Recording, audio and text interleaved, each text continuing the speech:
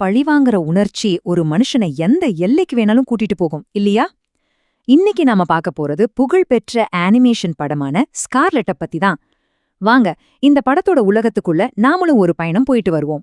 இந்த இடத்துல வாழ்வும் சாவும் ஒன்னோட ஒன்னு பின்னி பிணைஞ்சிருக்கு. இந்த ஒரு வரியே போதும் ஸ்கார்லெட்டோட அந்த அமானுஷ்யமான ஆழமான உலகத்துக்குள்ள நம்மள இழுத்துட்டு போக. இது வெறும் ஒரு கதை மட்டும் இல்ல, அதுக்கும் மேல ஒரு பெரிய மர்மம். சரி, நாம முதல் பகுதிக்குள்ள போலாம். ஒரு இளவரசியோட பழிவாங்கல். இது ஏதோ நாம கேள்விப்பட்ட பழைய கதை மாதிரி நினைச்சிராதீங்க.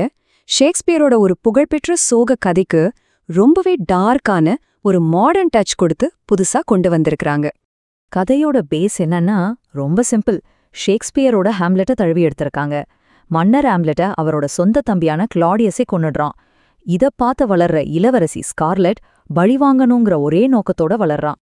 இப்ப பாருங்க, இந்த படத்தோட மைய பிரச்சனை என்னங்கிறது இதுலதான் இருக்கு.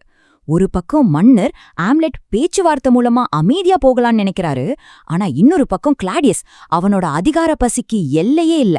ஒன்னு அவங்க இருக்கணும், இல்ல நாம இருக்கணும்னு நினைக்கிறான். இந்த ரெண்டு எதிர் துருவங்களுக்கு நடுவுல தான் மொத்த ராஜ்யமும் சிக்கி தவிக்குது. ஓகே, இப்ப 2வது பகுதிக்கு வருவோம். ஹொசோடாவோட சிந்தனை. எந்த ஒரு சூப்பரான படைப்புக்கு பின்னாடியும் ஒரு பிரமாதமான மூளை இருக்கும் இல்லையா? இங்க அது புகழ்பெற்ற டைரக்டர் மமோரு ஹொசோடா மற்றும் அவரோட அனிமேஷன் ஸ்டுடியோவான ஸ்டுடியோ சிசு தான். இந்த டைம்லைனை சும்மா பாருங்களேன்.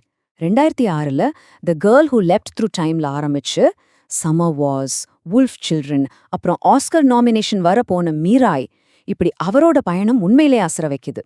மனுஷ உணர்வுகளையும் பிரம்மாண்டமான கற்பனையும் ஒன்னா சேர்த்து கதை சொல்றதுல இவர் ஒரு கில்லாடி. இந்த படம் ஏதோ சாதாரணமா பண்ணல.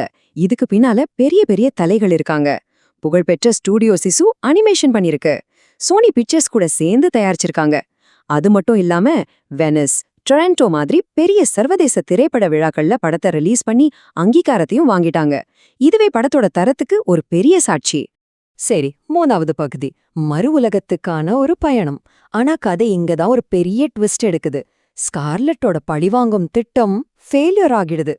சாவுக்கு ரொம்ப பக்கத்துல போறாவ யாருமே ஊகிக்க முடியாத ஒரு விசித்திரமான உலகத்துக்குள்ள தள்ளப்படுறா. இப்ப யோசிச்சு பாருங்க, நீங்க பழிவாங்க நினைச்ச ஒரு விஷயம் நடக்கல, நீங்க சாகுற நிலைமையில இருக்கீங்க. அப்போ என்ன ஆகும்? இந்த கேள்விக்கு பதிலாதான் படத்தோட அடுத்த பகுதி அமையுது. அப்படி அவ போற இடம்தான் இந்த மறு உலகம். அதாவது இது வாழ்வுக்கும் சாவுக்கும் நடுவுல மாட்டிட்டு இருக்கிற ஒரு மாயான இடம். இங்க கடந்த காலமும் எதிர்காலமும் ஒன்னோட ஒன்னு கலந்திருக்கும். இந்த இடத்துலதான் ஸ்கார்லெட்டோட பயணம் நாம கொஞ்சம் கூட எதிர்பார்க்காத ஒரு பாதையில திரும்ப ஆரம்பிக்குது. இந்த விசித்திரமான மறு உலகத்துலதான் நம்ம இடைக்கால இளவரசி ஸ்கார்லெட் நம்ம நிகழ்காலத்தை சேர்ந்த ஹிஜிரிங்கிற ஒரு இளம் டாக்டரை சந்திக்கிறா. பாருங்க, 2 வேறு உலகங்கள், 2 வேறு காலகட்டங்கள் ஒன்னு சேருது. இந்த சந்திப்போ கதையையே தலைகீழா மாத்தி போடுது. இப்போ கதையிலிருந்து கொஞ்சம் விலகி படத்தோட ஆழமான கருவுக்கு வருவோம். அதாவது பழிவாங்கணுங்கிற வெறிக்கும் அதிலிருந்து மீண்டு வரணுங்கிற போராட்டத்துக்கும் இடையிலான ஒரு யுத்தம். அந்த டாக்டர் ஹிஜ்ரியோட வருகை ஸ்கார்லெட்டுக்கு ஒரு புது வழிய காட்டுது. இத்தனை நாளா அவ வாழ்க்கைய வரையறுத்துட்டு இருந்த அந்த கோபம், அந்த கசப்புணர்ச்சி, இதெல்லாம் இல்லாத ஒரு எதிர்காலம் சாத்தியம்னு அவளுக்கு புரிய வைக்குது. அவளோட மொத்த நம்பிக்கையும் உலகப் பார்வையுமே இது கேள்விக்குள்ள ஆக்குது. சோ படத்தோட மையமான கேள்வி இதுதான். அந்த வெறுப்புங்கிற சுழற்சிய அவளால உடைக்க முடியுமா? பழி வாங்கறத தாண்டி வாழ்க்கைக்கு வேற ஒரு அர்த்தம் இருக்குன்னு அவளால கண்டுபிடிக்க முடியுமா? இந்த கேள்விதான் படத்தோட ஆன்மாவே. தி டைம்ஸ் ஆஃப் இந்தியா பத்திரிகையோட இந்த விமர்சனத்தை பாருங்க. துயரத்திலும் இருத்தலியல் அச்சத்திலும் மூழ்கிய ஒரு இடைவிடாத 2 பழிவாங்கும் நாடகம்னு சொல்றாங்க. படம் எந்த அளவுக்கு ஆழமா நீதி, விரக்தின்னு பல விஷயங்களை அலசுதுங்கிறதுக்கு இது ஒரு நல்ல உதாரணம். சரி, கடைசி பகுதிக்கு வந்தாச்சு. உலகை ஆளும் ஸ்கார்லெட். இவ்வளோ பெரிய ஒரு லட்சியத்தோட எடுத்த இந்த படத்துக்கு உலக அளவுல என்ன மாதிரியான வரவேற்பு கிடைச்சது? விமர்சகர்கள் என்ன சொன்னாங்க? வாங்க பாக்கலாம். படத்தோட ரிலீஸ் ஒரு தெளிவான திட்டத்தோட தான் நடந்திருக்கு. முதல்ல பெரிய பெரிய திரைப்பட விழாக்கள்ல அறிமுகம். அப்புறம் சில முக்கியமான நகரங்கள்ல ஐமேக்ஸ்ல ரிலீஸ் பண்ணாங்க. அதுக்கப்புறமா தான் வட அமெரிக்கா முழுக்க, அப்புறம் ஆசியா, ஐரோப்பான்னு உலகம் முழுவதும் கொண்டு போயிருக்காங்க. இந்த மதிப்பெண்களை பார்த்தா ஒரு விஷயம் நல்லா புரியும். விமர்சகர்கள் படத்துக்கு ஒரு டீசென்டான ரேட்டிங் கொடுத்திருக்காங்க. ஆனா ஸ்ட்ரீமிங்ல பார்த்த மக்கள் படத்தோட ரொம்பவே கனெக்ட் ஆயிருக்காங்க. அதனாலதான் அங்க யூசர் ஸ்கோர் அதிகமா இருக்கு. இது படத்தோட உணர்வுபூர்வமான கதைக்கு கிடைச்ச வெற்றி. மொத்தத்துல என்ன சொல்றாங்கன்னா, விஷுவலா படம் ரொம்ப பிரமாதமா இருக்கு, உங்களை கதைக்குள்ள இழுத்துடும். ஆனா இமோஷனலா இது கொஞ்சம் சவாலான படம்.